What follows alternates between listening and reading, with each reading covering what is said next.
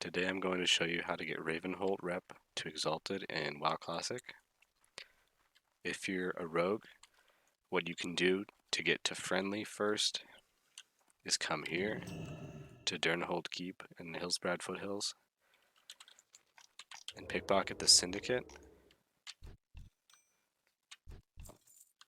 And what you're looking for are Syndicate Emblems. You'll want 31 of them to get to friendly, and once you get to friendly you can turn in one more to get yourself to 100 into Ravenholdt in friendly. These have a high drop rate, and you can only do this if you're a rogue. So once you farm those Syndicate Emblems, it shouldn't take very long. You have to go to Ravenholdt to actually turn them in, and Ravenholdt is located right around here. The entrance is right here in Hillsbrad Foothills. And when you have the emblems, you can turn them into any of the Ravenholdt guards. Because I've done it, it doesn't show up, but they'll have a quest that you can turn in. So, word of warning, if you ever kill Ravenholdt NPCs when you're around neutral, and if you get brought into unfriendly, you will never be able to recover your reputation with Ravenholdt if you get to unfriendly. So don't kill the Ravenholdt NPCs. Now, if you're a non-rogue, or you're a rogue who has turned in 31 Syndicate Emblems, the only way for you to get rep now is to turn in heavy junk boxes to Farad in Ravenholdt Manor. Every 5 heavy junk boxes you turn in gives you 50 rep. Bless you. To get to Exalted, as a non-human non-rogue, you'll need 4,200 heavy junk boxes. To get to Exalted, as a human non-rogue, you'll need 3,819. And to get to Exalted as a non-human rogue, you'll need 3,890. To get to Exalted as a human rogue, you'll need 3,537. Additionally, because rogues have class quests, that reduces the amount of reputation you need should you wait to do them. However, most rogues have done most of their class quests by the time they're going to start this farm, except maybe the Azure Key questline, which gives you the Safe Fall Cape. So, if you're a rogue and you wait until friendly to do the Azure Key questline, to get to Exalted, it'll take you 3,819 junk boxes as a non-human rogue, and as a human rogue, it'll take you 3,472. Here are the numbers if you want to get to 999 out of 1,000 Exalted. So you're probably wondering how to get these heavy junk boxes. And if you're a rogue, you can pickpocket them from mobs. Generally, a rule of thumb is the only mobs that will have them in their pickpocket loot table are mobs that are level 52 and above. If you're a non-rogue, the only way you're going to get these heavy junk boxes is if you pay a rogue for them and they trade them to you, or if you just make an alt. Otherwise, there's really no way for you to get them. So if you want to do this farm as a non-rogue, you should probably make a rogue. That would be my advice, because very few people actually sell these heavy junk boxes or hold on to them. So this part of the video is going to be for rogues who want to farm these heavy junk boxes. I'm going to show you the runs that I do in Blackrock Depths to get them. So let's begin. I do Blackrock Depths because it also has pretty good gold gain from killing Pyromancer Lorgrain and from the Dark Iron ore that you can find. You can do Lower Blackrock Spire. It has a better drop rate for the heavy junk boxes, but you're not going to make as much money. I suppose you could kill the Pyromancers for the recipe for Robe of the Archmage or Greater Fire Protection Potions. But I don't like to do that. I prefer Blackrock Depths. It's much easier. So what you do is you walk in, you unlock these 2 gates, and I also take mining while I'm doing this because I want to acquire Dark Iron ore and Blood of the Mountain, because you can use those for Thorium Brotherhood reputation, which I'm also farming at the same time because I'd like to get reps to Exalted. And sometimes Dark Iron spawns right here, but didn't spawn this time. Generally, when I'm doing this farm, I use Nightscape boots with the Minor Speed enchant on them.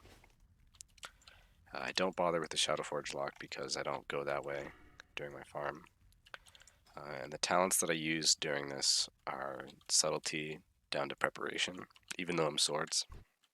And I take preparation because if I get a vanish resist or a sprint resist, which you might see during this run, I can run away, vanish, prep, and then keep pickpocketing. It takes a lot of time if you have to wait 3 minutes for your vanish to come back up, which does happen a lot, believe it or not.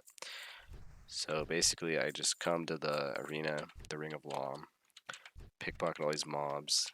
All of these mobs have a chance to drop heavy junk boxes. You probably should clear out your inventory before you come here and do this. I like to leave with like 48 or 60 junk boxes every time I do this. I like to leave with numbers that are divisible by 12 because the amount of items that you can put in the mailbox and send to an alt is 12. So I get my 12 junk boxes and mail them to an alt, and then once I have all the junk boxes that I need, I'm going to go turn them all in. I don't have them all yet. I only have like 600. So right here, if you get resisted, you can just walk up here to drop threat. Doesn't happen very often, but it happened that time.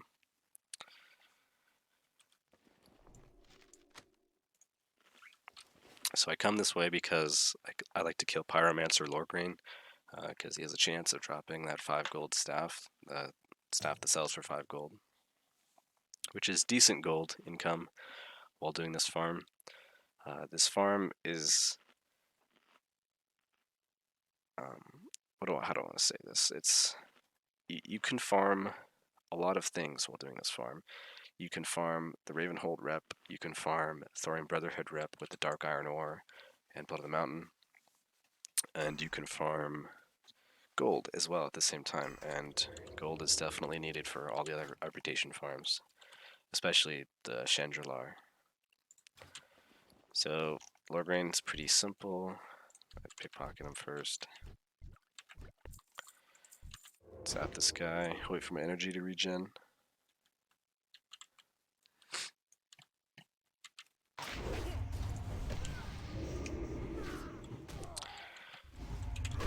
Interrupt the Molten Blast, does a lot of damage. I don't have Vanish up right now because I had to use it because the last pack resisted me. I'm pretty geared, but you can do this even if you're not well geared.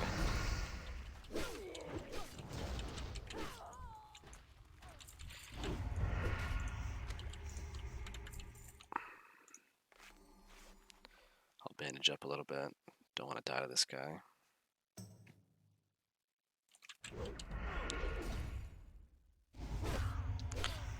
And I kill him because I don't want to waste my Vanish.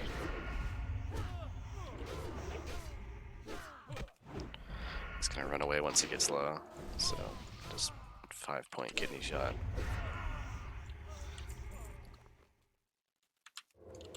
And now we just continue to pickpocket.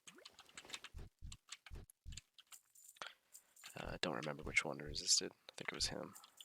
Yeah.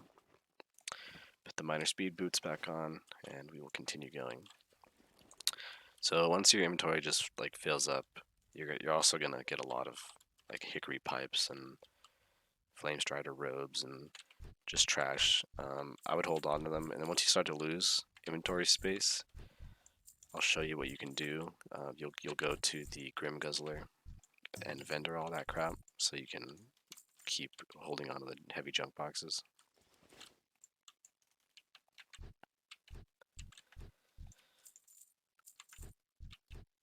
And another thing is that these heavy junk boxes, when you turn them in, you can turn them in opened. So what you can do is you can unlock these heavy junk boxes and then loot all of the highest selling vendoring items from them except the cheapest one. And that way you can make a little bit of money off the box still. I'll demonstrate. Like in this one I only have the Deathweed, but if I was to open this one,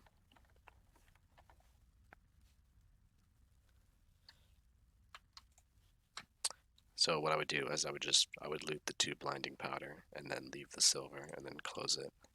And that way you could still turn in the heavy junk box while making a little bit of money. So over here, don't pickpocket the guardsmen. They don't have a chance to have heavy junk boxes. They have sturdy junk boxes instead, which aren't used for anything. The footmen do have heavy junk boxes in their pickpocket loot table though. Be careful about the fire guards as well. They have an AoE that can knock you out of stealth. If you get resisted around here, you can jump out the window and it'll drop aggro. And this is also what I'm doing to bypass the Shadowforge lock. So once you need the vendor, you can come up here, kind of jump your way up, and then you can ignore the key, and you'll jump down here, and there's an invisible floor that'll walk you to the other side. And then from there you can go to the Grim Guzzler and vendor. So once this guy drops aggro, I'll show you. Okay, so you just drop down, invisible, and then you can just keep going. But I'm not going to do that because I don't need the vendor yet. So I'm just going to jump out the window. And then I'll just pickpocket this entire room, go down to the bottom. I like to distract these groups because sometimes they'll go on a patrol and they'll just or you won't even see it coming. They have no indication that they're about to go on patrol. So they'll just turn around and start walking towards you, and that could pop you out of stealth if you're not quick. So I just distract them to give myself a little time. And I don't like to loot this group. I don't like to pickpocket this group that much because of the bloodhounds. But if sometimes they'll go on patrol right around here, and then you can pickpocket them. And then also when that happens, you can go kill the bloodhounds and get the dark iron deposit. But I don't pickpocket them when they're right there because there's a chance for the bloodhounds to see you, and if they resist, then the bloodhounds are going to chase you, and you're not going to be able to re-stealth even if you vanish. So get resisted, run away so I'm out of melee range, and then vanish. Because if you're in melee range, there's a chance for them to pop you out of it. And then preparation, vanish back up, sprint back up.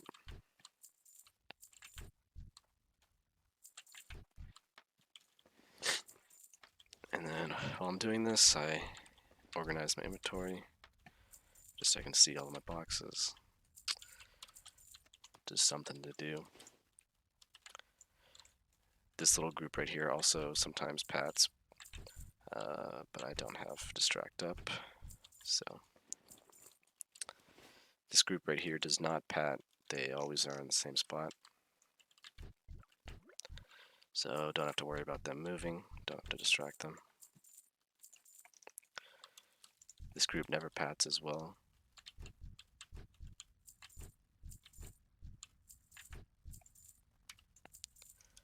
Or maybe they do pack, just not in time for me to reset. I think this group might pat, but it never pats in time for me to get to them before I run out and reset. The dark iron right there, you can't get without aggroing the group, even if you sap the soldier.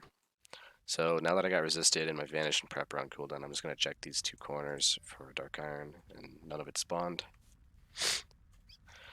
So right here, a dark iron deposit would also spawn sometimes, but it didn't spawn this time. And then you can just go attack the bloodhounds and then kill them and take the dark iron. You won't aggro this group or this group as long as you're hugging the wall.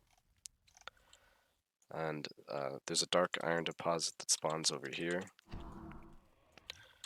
It's very simple to get. It spawns right up against this wall, and if you just go all the way down and hug the wall, you can mine it, and you won't aggro the group even when they're over here in their resting spots.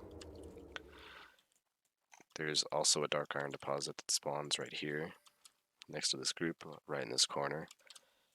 You can get it, but only after this group pats away, and they pat away pretty infrequently, so I don't like to wait for it. So because vanish and prep are on cooldown, I got unlucky with the resists. There's not much I can really do at the moment, so what I'm going to do is go back to the Ring of Law, wait for Vanish to come off CD, and then pickpocket the Ring of Law one more time, and then go out and reset. And then hopefully that'll have been a 12-minute run. It's around 12 minutes for each of these runs. So after I would pickpocket that entire hallway, I'd come back and do the Ring of Law, one cycle, and then run out and reset. And that's about 12 minutes. And that's how I get heavy junk boxes.